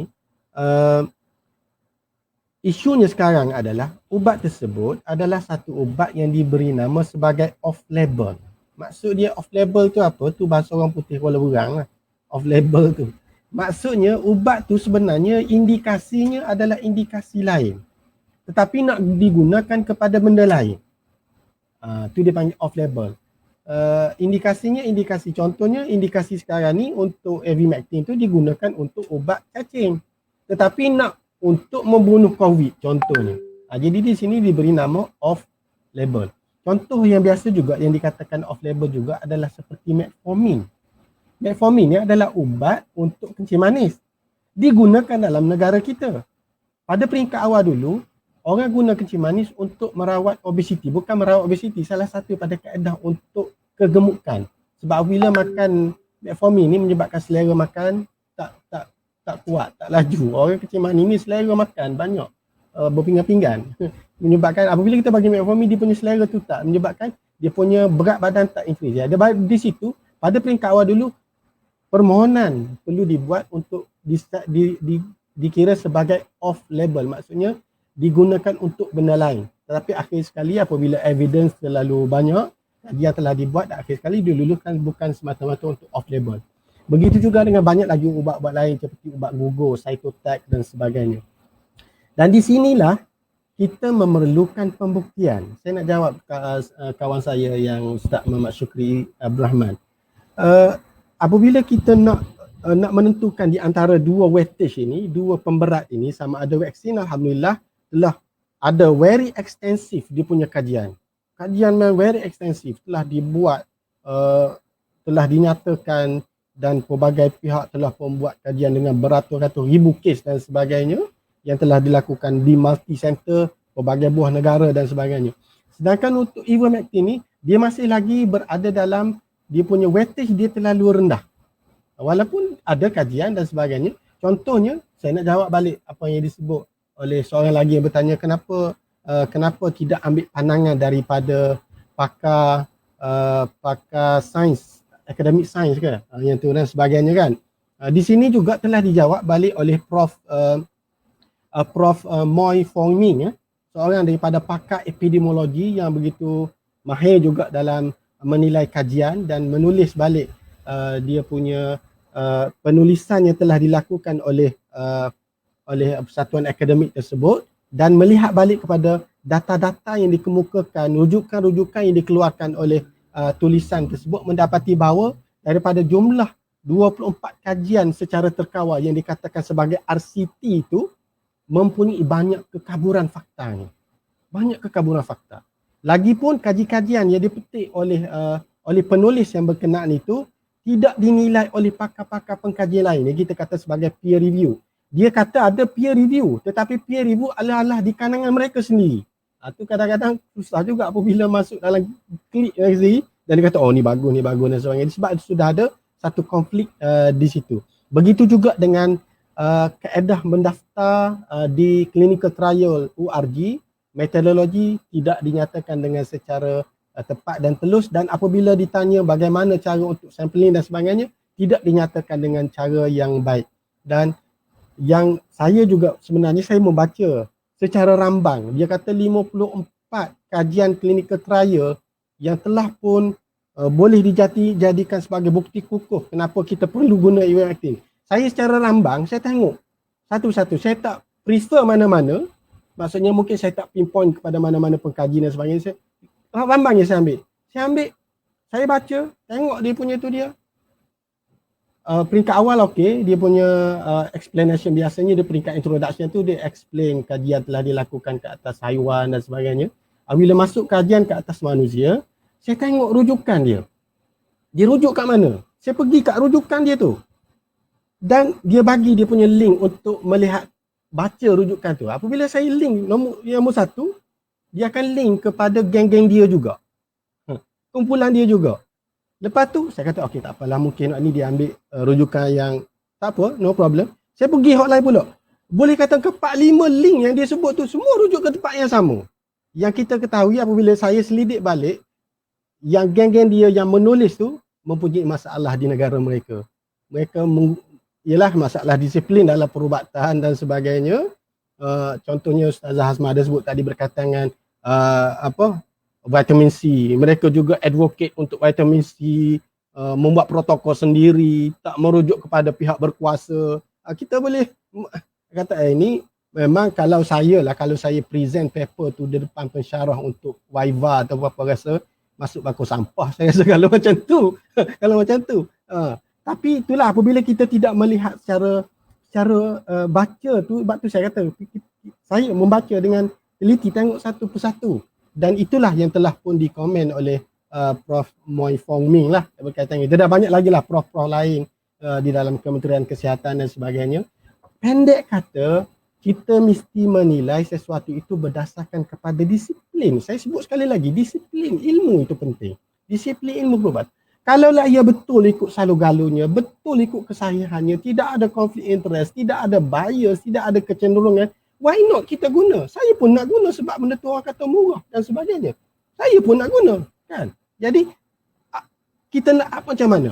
Tapi orang tuduh pula, dia kata okey sekarang ni sebenarnya masalahnya dia kata contohnya FDA tak lulus, CDC tak lulus, WHO tak lulus, negara yang tak lulus sebab mereka dah cenderung berkiblat kepada WHO, dia kata. Sampai kata tu. Sebab WHO ni telah disumbang oleh syarikat-syarikat besar, oleh Bill Gates, oleh syarikat-syarikat Big Pharma. Apabila Big Pharma ni di sinilah menyebabkan kalaulah ivermectin laku, vaksin akan tak laku. Dia punya analogi dia macam tu. Sedangkan syarikat yang pioneer yang membuat ivermectin tu tahu apa? Merck contohnya, walaupun banyak syarikat lain. Merck itu sendiri, dia adalah satu syarikat besar, dia sendiri pun tak iktiraf bahawa ubat dia digunakan untuk ivermectin. Jadi berlaku konflik di situ. Sebenarnya bukan isu berkaitan dengan dana, bukan berkaitan dengan cenderung mana-mana. Tapi saya sendiri dan juga saintis yang berada di luar sana yang melihat bahawa ia perlu balik kepada disiplin perubatan tu. Kita tengok kajian tu macam mana, betul ke tak betul, ikut bias ke tak bias. Dan seumpamanya, dari segi weightage dia, kuat ke tak kuat. Bukan merujuk nak kata nak terlalu ikut WHO, terlalu ikut Barat, terlalu ikut Yahudi, bukan. Tapi kita mesti melihat kepada disiplin ilmu. Berapa kali dah saya sebut hari ni, disiplin ilmu. Dan saya rasa kalau Ustazah Hasmah akan tekankan lagi bahagian ni sebab supaya kita know orang Islam ini kena betul-betul berpegang pada itu. Wallahualam. Baik, Alhamdulillah. Jazakallah khairan katsira Dr. Shazli di atas pencerahan tadi. Dan ialah sesuatu ubat itu sebelum diluluskan tu ia perlu melalui satu proses penilaian yang sangat teliti, ya. Dinilai segala laporan, dinilai segala kajian yang begitu ekstensif, ya. Dan kalau di negara kita oleh NPRA. Baik, para audiens sekalian, kita telah pun sampai ke akhir pusingan. Soalan terakhir saya untuk YB Senator Ustazah Asma. Satu lagi firman Allah Subhanahu Wa Taala yang sering kita peringatkan dalam sesi perkongsian ilmu vaksin wise segment ini, iaitu dalam surah An-Nisa ayat 59 yang bermaksud, hai orang-orang yang beriman, taatilah Allah dan taatilah Rasulnya dan ulil amri di antara kamu. Kemudian jika kamu berlainan pendapat tentang sesuatu, maka kembalikanlah ia kepada Allah dan Rasul jika kamu benar-benar beriman kepada Allah dan hari kemudian. Yang demikian itu lebih utama dan lebih baik akibatnya. Jadi YB mohon kupaskan mengenai kepatuhan kepada keputusan yang diambil oleh ulil amri dalam berhadapan dengan kemelut seperti vaksin versus ivermectin ini. Dipersilakan YB Ustazah. Ya, terima kasih Dr. Rin. Kita berada di penghujung dah. Saya ingat ada beberapa perkara penting lah yang saya nak tekankan di sini bila bercakap pasal kepatuhan terhadap ulul amri. Pertamanya, kita akur kepada ayat Quran yang berkaitan yang disebutkan dalam surah An-Nisa tadi, ati'ullah wa ati'ur rasul wa ulil amri minkum. Maknanya kebersamaan tu penting, iaitu ulil amri ni kita taat apabila berlaku ketaatan kepada Allah dan Rasul. Jadi di sini indikator tu kita kena jelas. Bukan kita taat tu secara membabi buta lah. Bahasa dia tu kan. Bukan kita taat secara sembrono tapi ada kaedah dia. Sebab itu ditekankan bila nak taat kepada ulil amri ni, kita kena baca dengan ayat Quran dan hadis-hadis yang lain. Antaranya, la ta'ata li makhluqin fi maksiatillah azza wa jalla. Kalau benda tu berkaitan dengan perkara derhaka kepada Allah Subhanahu Wa Taala, melawan Allah Subhanahu Wa Taala, kalau daripada pemerintah pun kita tolak. Sebab apa? Kita tidak boleh taat kepada benda makhluk, termasuklah kepada pemimpin yang mengajak kita buat maksiat kepada Allah. Jadi indikator tu jelas. Tahap mana kita boleh taat setia kepada pemerintah. Okey, itu pertamalah. Jadi dalam kes yang berkaitan dengan ivermectin ni, kita tak nampak unsur ke arah maksiat kepada Allah tu. Tetapi kita nampak ke arah untuk menjaga maslahat masyarakat yang mana ia bertepatan dengan maqasid syariah yang memang diturunkan oleh Allah Subhanahu Wa Taala berdasarkan Quran dan hadis juga. Yang keduanya kita lihat ulul amri ni bila dia buat suatu tindakan, dia bukannya tindakan yang berbentuk peribadi. Contohnya lah kalau saya nak makan vitamin C, saya seorang, tak apalah. Kalau saya jadi apa-apa pun saya tangguhlah sendiri sebab saya seorang. Dan mungkin tubuh saya ni sesuailah dengan sesuatu ubat contohnya lah. Tetapi apabila kita ni sebagai pemimpin, kita kena memikirkan apa dia? Dia ada kaedah dalam fiqh, dia panggil tasarruful imam ala ra'yah manutum bil maslahah. Sebarang bentuk arahan, tindakan, pelaksanaan oleh mana-mana pemerintah hendaklah diikat dengan maslahah. Maslahah ni makna apa dia? Kepentingan awam. Dan kepentingan ni dia ada tahap-tahap dia. Daruriyat, hajiyat, tahsiniyat. Daruriyat ni kepentingan asasi. Kalau kesihatan ni dia berkaitan dengan asasi. Dia bukannya keperluan umum yang boleh diketepikan, tetapi dia adalah keperluan utama yang mana dia adalah keperluan asas kehidupan manusia, kesihatan. Kalau kesihatan terjejas, maka akan terjejaslah yang lain juga. Itu. Jadi sebab itulah tindakan pemerintah ni dia perlu detail dan terperinci. Contohnya dalam penggunaan ivermectin lah. Katakanlah tanpa kajian klinikal yang bagus, tiba-tiba kerajaan pun kata, okey sekarang semua hospital kepada pesakit COVID ni boleh digunakan ivermectin. Tak payah ada vaksin contoh, ataupun vaksin dan ivermectin lah contohnya lah. Tapi saya lah sebagai orang yang duduk dalam dewan, saya akan tanya SOP, apa SOP dia? Pesakit macam mana boleh diguna? Lepas tu dalam tahap macam mana? Kalau bagi contohnya berapa hari nak bagi? Lepas tu nak pantau macam mana? Jadi benda-benda yang berbentuk SOP, berbentuk kaedah, pentadbiran dan sebagainya. Lepas tu kawasan mana yang sesuai? Kawasan ni, badan dia macam ni, macam mana? Jadi benda-benda ni perlu dijawab. Tak boleh pakai kita kata, okey kita ni kita fikir semula lah macam mana kita nak buat SOP tu. Doktor fikirlah. Kalau 3 hari contohnya. Tak, dia perlu menjalani rawatan dan kajian. Sebab tu saya lihat di Malaysia, saya sebut dah tadi kan, dia benarkan ivermectin tu tapi dalam konteks masih lagi kajian klinikal. Sebab apa? Sebab nak keluarkan sesuatu perkara tu dia kena tengok kepada masalah awam dan juga kepentingan awam. Supaya bila keluar tu kita dapat achieve tadi tahap penjagaan kesihatan terbaik. Kita tak naklah keputusan itu keputusan separuh masak ataupun separuh matang. Sebab tu doktor tadi tekankan pasal kaedah. Sebab tak nakkan keputusan separuh masak dan kalau benda ni berkait, kalau setakat contohnya makan goreng pisang, esok gemuk terus ke tidak? Tu tak apa, dia lambat hasil dia. Tapi ni dia berkait dengan nyawa, mati ataupun tidak. Dan benda ni pula berjangkit-jangkit pula. Itulah sangat bahaya maksudnya. Okey, seterusnya saya nak sebutkan juga yang kedua. Bila bercerita pasal ulul amri ni, orang kita kadang-kadang dia menyempitkan makna ulul amri tu kepada politik. Dia kata ulul amri. Oh sedaplah ustazah berkecek sebab sekarang ustazah dah jadi kerajaan. Dulu pembangkang lawan Melaka dia kata. Sekarang sebab satu kerajaan kan jadi tak perlu lawan. Sebenarnya orang yang bercakap ni dia tak faham dan dia tak follow pun sebenarnya saya berbahas apa dalam dewan kan. Jadi maknanya gini. Dia gini, ulul amri ni bukan bermaksud politik yang berasaskan parti kepartian semata-mata. Politik parti. Politik ni dia ada banyak benda.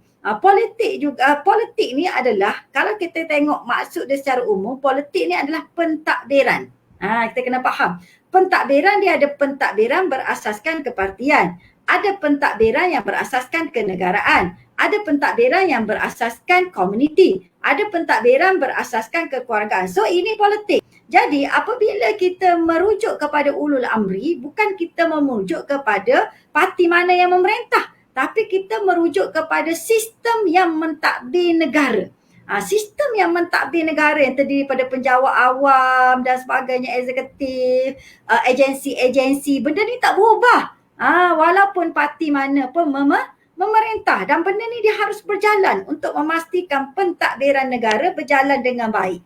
Jadi sebab itulah kalau dalam isu perubatan ni kita merujuk kepada KKM dan agensi-agensi di bawahnya, kerana kita percaya mereka mempunyai kaedah yang terbaik dan paling berautoriti dalam isu ini. Dan sistem ini telah berjalan sekian lama, bukan sekarang saja. Itu saya nak sebutkan. Sebab itulah ketika saya berbahas di parlimen pun saya nak cerita pengalaman sikit lah kan. Bukan semua benda kita bangkang. Contohlah isu terkini yang tengah hangat sekarang, community kredit. Yang orang kata kerajaan membenarkan Along tu kan.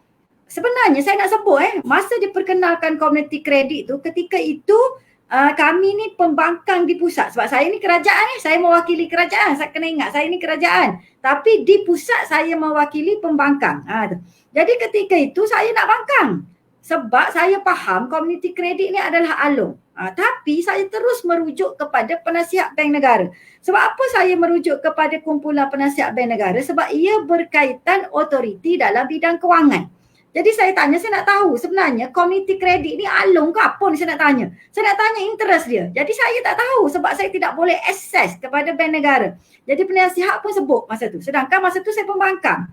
Dia kata tak, ini sebenarnya nak susun balik, nak takbir supaya syarikat-syarikat berlesen itu dapat menjalankan pinjaman dengan kaedah yang baik dan terkawal mengikut peraturan-peraturan. Jadi supaya orang tidak pergi kepada Along dan orang tidak ambil kesempatan supaya terkawal. Cuma masa tu yang saya bangkitkan adalah, jadi saya pun tak lawan lah sebab dia bukan Along dan saya tengok dia punya kaedah-kaedah penasihat Bank Negara cerita, maka selamat digunakan. Tetapi yang saya concern adalah kita nak supaya kredit itu turut memperkenalkan kaedah pinjaman Islam. Jadi maksudnya masa tu kalau saya di sebab pangkat, saya bangkang je lah. Along. Bukan. Tetapi sebab kita tengok kepada kaedah. Sebab sekarang kita bila masuk ke dalam parlimen tu, kita bukan nak meruntuhkan kerajaan. Kita nak membetulkan pentadbiran. Cuma kita mewakili parti ataupun kerajaan tertentu itu berdasarkan kita punya falsafah dan aliran. Nampak tak? Jadi sekarang benda ni kita kena jelas. Jadi kita boleh sebut ulul amri, contohnya kalau dalam bidang agama Islam, kita kena merujuk majlis agama.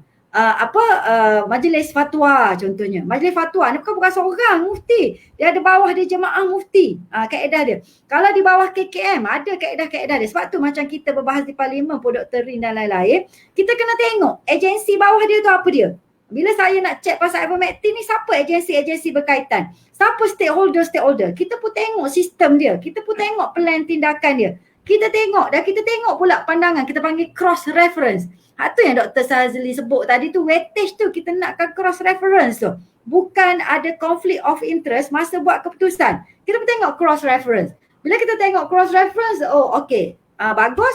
Tapi kalau kita nak mengkritik, kita kritik dengan kritikan yang membina. Contohnya lah, baru ni, walaupun saya daripada kerajaan, kita turut menghantar surat supaya membenarkan SOP, membenarkan buka masjid dengan SOP. Masa awal-awal tak buka masjid.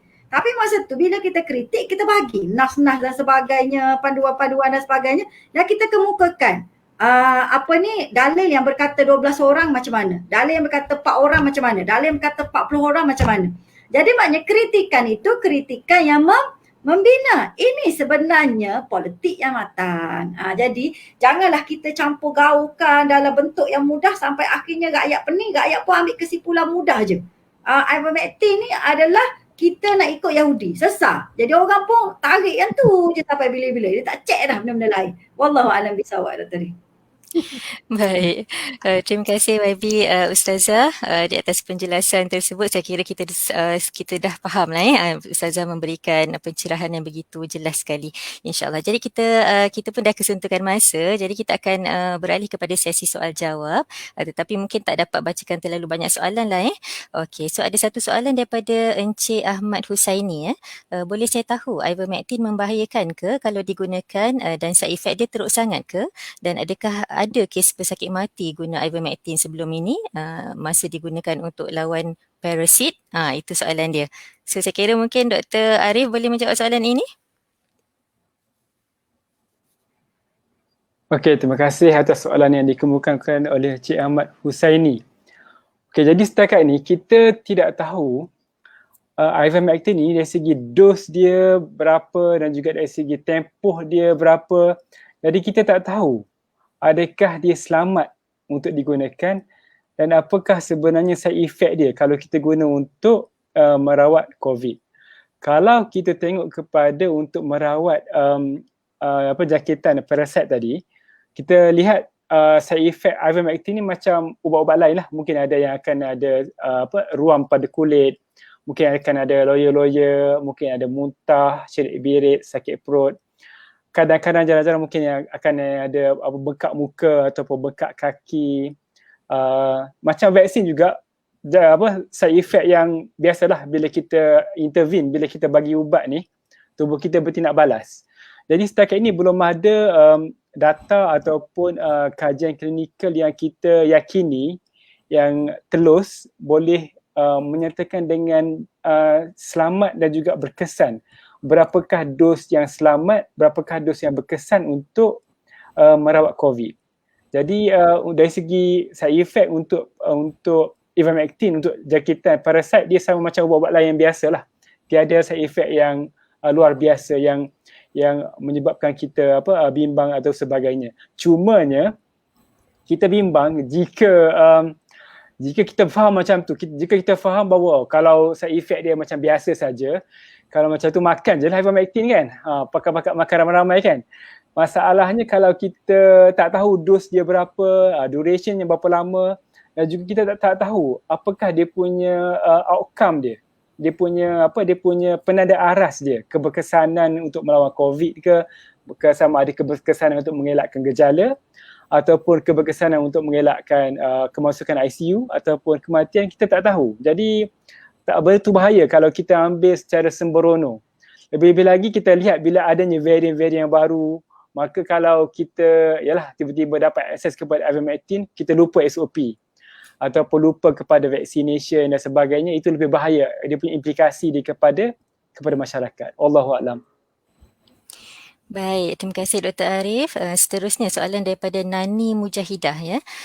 Saya ada persoalan, dia kata, bagaimana boleh berlakunya pertembungan pendapat antara doktor-doktor? Saya lihat di media sosial ada kelompok doktor yang memperjuangkan penggunaan Ivermectin menyebabkan rakyat biasa menjadi keliru. Saya rasa isu ini timbul apabila ada seorang pakar perubatan membuat video pembongkaran mengenai Ivermectin. Saya rasa saya nak tujukan soalan ini kepada Dr. Suhazli, tetapi lepas tu saya pun nak minta sedikit YB Ustazah Asma untuk ulas sedikit sebab bagaimana kaedah Islam apabila berlaku khilaf ataupun pertembungan antara ulama itu sendiri. Baik, teruskan Dr. Suhazli. Ya, terima kasih. Ringkas jawapan dia, doktor dalam dunia ni tak semuanya sama. Dia ada yang jual produk pun ada, yang yalah macam-macam lah doktor. Kalau nak kata, saya mungkin bukan nak memperuduhkan profession, katakan ustaz. Ustaz pun ada ustaz yang so-called kita panggil betul lah. Ada ustaz yang tak betul. Maksudnya tu lah. Maksudnya dalam dunia ni memang ada pertembungan di antara blok-blok tertentu. Ada blok komunis, kita kata mu percaya komunis contohnya kan. Sedangkan kita Islami contohnya. Ada blok dari segi ekonomi yang menyebabkan dia kata dia nak lebih kepada liberalism. Tapi ada blok yang tak nak macam tu. Sama juga dalam negara kita ada blok pembangkang, ada yang blok pemerintah, maksudnya semuanya dia berdasarkan kepada bagaimana penerimaan mereka dalam sesuatu itu. Contohnya dalam ilmu perubatan. Mungkin dia adopt, dia menerima perubatan dalam merawat pesakit-pesakit mereka mengikut ilmu yang mereka ada sebegitu. Dan saya nampak lah, sorry to say lah, saya nampak di antara dalam isu ivermectin ataupun dalam isu vaksin dan sebagainya, saya nampak golongan yang menentang ni adalah golongan yang anti kepada vaksin. Sorry to say. Walaupun saya tak nafikan ada 2-3 orang yang tidak. Dan yang kedua, golongan mereka ini dia kata dia nak kembali kepada naturopathy, nak kembali kepada alternatif, nak kembali kepada yang bukan, sebab dia kata vaksin ni chemical, ubat-ubatan tu bahan kimia dan sebagainya. Yang kita sendiri pun boleh tengok, dan sepanjang perbahasan saya di media sosial, saya boleh spot lalu kalau orang ni tulis macam ni, ada memang kalau kita pergi balik banyak tengok punya profil dia, semua dok kongsi bahagian naturopathy semua dan sebagainya. Mungkin kita nak kata 100% itu tak juga, tapi itulah yang mereka adopt di dalam perawatan dan perubatan mereka yang bagi kita masih lagi tidak ada sesuatu yang kukuh. Tidak ada sesuatu yang kukuh. In fact, saya tengok ada kumpulan-kumpulan mereka ni, mereka menubuhkan persatuan. Di mana persatuan dia, saya tengok dia tidak pun diiktirafkan di bawah MMC. Tak ada pun bawah iktiraf. Dari segi profesionnya tidak pun diiktiraf, tapi ditubuhkan begitu. Ialah mungkin mereka perjuangkan untuk pengiktirafan dan sebagainya, tetapi buat masa ini tidak pun diiktiraf. Baik, yang kedua, saya nampak golongan ini adalah golongan yang minoriti. Minoriti. Kalau ikut dari segi kekuatan hujah, kita mesti melihat minoriti, maksudnya dia lebih pada mungkin pendapat peribadi, secara ifradi dia panggil, lebih kepada individu, kepercayaan dia sebegitu, dan dia pun mungkin sebegitu berbanding dengan satu kelompok yang lebih besar di dalam KKM, di dalam universiti, profesor-profesor, pengkaji-pengkaji, bukan sahaja dalam negara, luar negara, dan badan-badan yang berautoriti. Badan berautoriti ni bukan semata-mata dia nak buat keputusan tu, bukan pakai ambil cetung macam tu je. Dia mesti melihat kepada tanggungjawab dan amanah.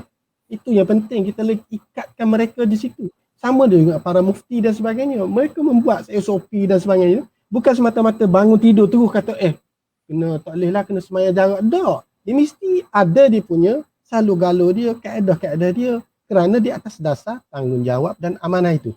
Jadi sesuatu yang lebih besar, jumhur kita panggil. Jumhur, guna perkataan Arab sikit. Jumhur doktor menyatakan bahawa belum lagi ada sesuatu bukti yang kukuh untuk diangkat sebagai digunakan sebagai umum. Just buat masa sekarang ni adalah untuk clinical trial. Kita cubalah dulu gitu. Mungkin ada minoriti di kalangan mereka, tunggu dulu. Bahasa Kelantan panggil dulu sekejap. Dulu sekejap. Jangan duk laju sangat kita ni. Gitu.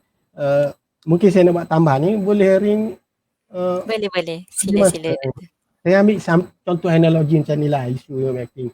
Nak jawab sikit daripada apa yang Dr. Arif dah jawab tadi berkaitan bahaya ke tak bahaya. Kalau kita tengok memang nampak tak berapa bahaya. Walaupun ada, saya baca jurnal berkaitan dengan kematian dan sebagainya yang melibatkan ivermectin di negara-negara luar. Negara kita sebab tak guna. Saya buat contoh gini analogi. Untuk merawat COVID-19. Kita, andai kata kita dekat dengan pusat karantin atau hospital, kita bagi regimen, kita bagi satu protokol kepada pesakit-pesakit, nasi dagang. Contohnya, bukan nasi dagang. 10 hari, tiap-tiap pagi makan nasi dagang contohnya. Tengok, kalau kita tengok lah ni kan, kalau kita bagi benda tu pun, nampak berjaya ke tak berjaya? Berjaya. Sebab kita nampak dia punya kesembuhan tu 99.6%. Kan? Adakah kita nak berdawa bahawa Saya telah berjaya, saya telah buat kajian bahawa saya bagi hantar pagi-pagi kepada pusat karantin saya ni 200 orang ni 10 hari rejim ataupun protokol nasi dagang tiap hari. Dan alhamdulillah berjaya. 100% keluar, tak ada pun masuk ward, tak ada pun mati. Adakah betul kaedah begitu? Mungkin dari segi secara kasarnya mungkin kita boleh buat begitu. Tetapi apabila nak dibandingkan dengan ikut clinical trial, sepatutnya ia tak boleh dibuat dengan sebegitu. Sebab kita kena tengok balik dari segi nasi dagang tu, apakah ingredient bahan yang ada dalam nasi dagang tu yang boleh menyebabkan sokol kita kata sembuh. Adakah akibat daripada lengkuasnya ke, ataupun nasi dagang ada lengkuas tak? Ataupun halba dia ke, ataupun akibat nasi dia ke yang ada bahan-bahan kimia tu menyebabkan sembuh. Yang tu yang perlu kita tengok sebenarnya. Tetapi ala kulli hal tak menasabahlah pula kita berpiket di depan pintu pagar Tan Sri Datuk Seri DG supaya isytiharkan nasi dagang ini digunakan sebagai profilaksis ataupun merawat COVID. Orang kata istilah ini kata tak berapa cerdik lah ataupun bodoh lah, gitu lah. Secara kasarnya gitu. Tapi di sinilah saya nak sebut bukan itu mungkin segi lawak, tetapi dari segi asasnya kita kena kembali balik bagaimana kaedah itu yang digunakan mestilah berpandukan kepada metodologi yang benar dan tepat. Wallahualam.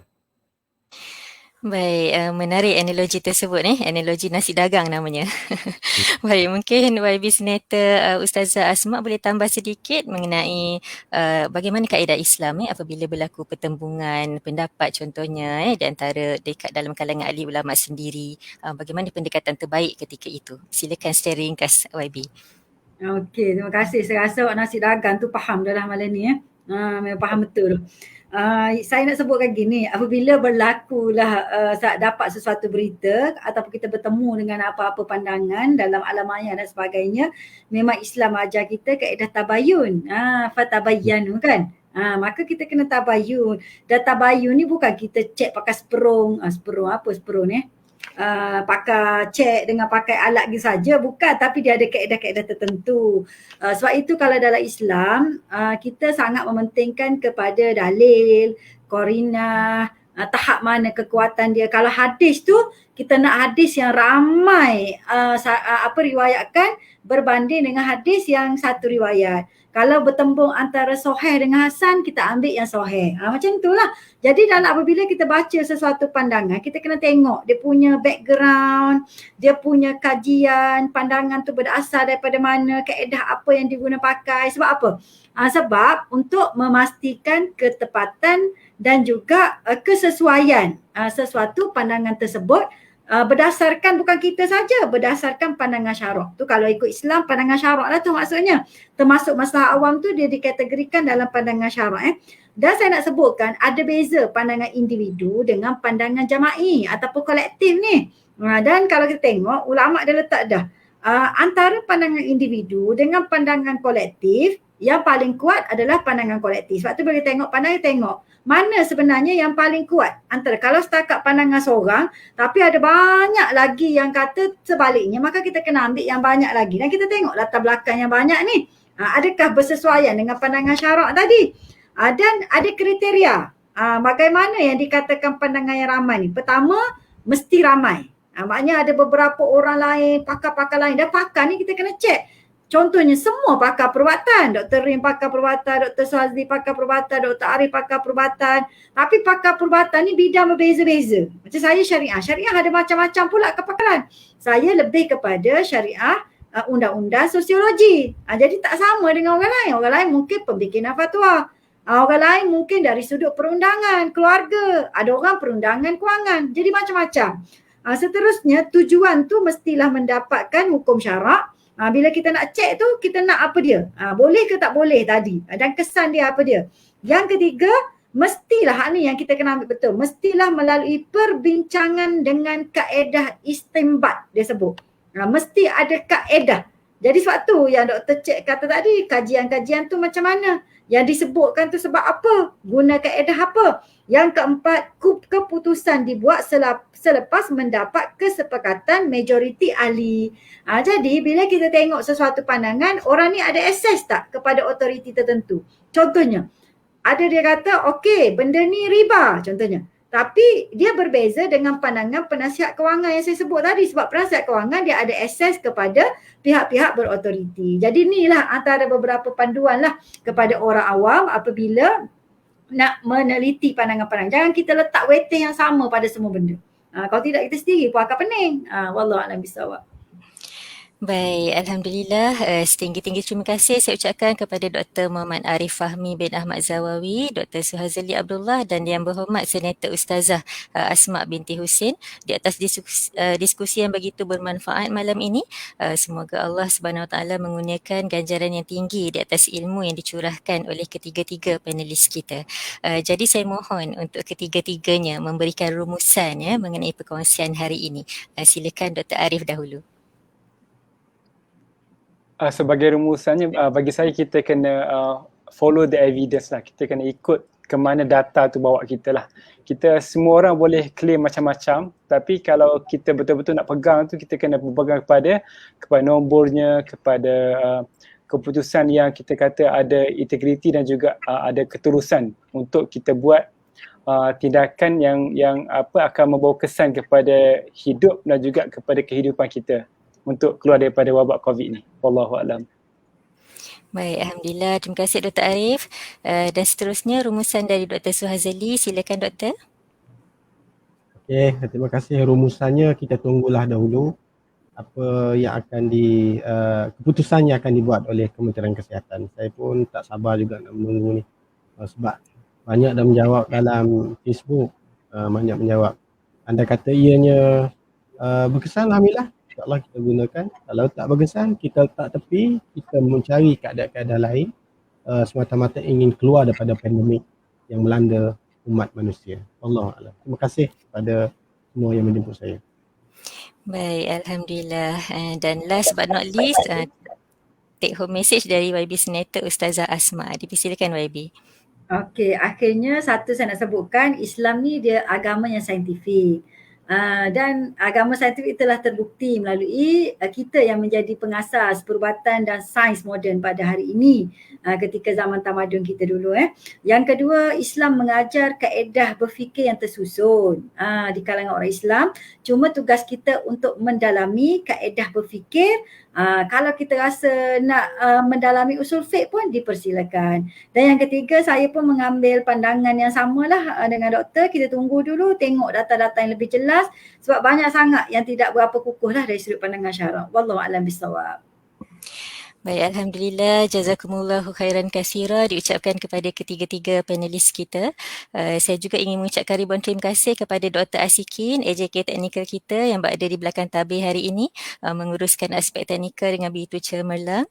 Terima kasih juga kepada para audiens yang telah setia bersama kami dari awal sehinggalah ke akhir program.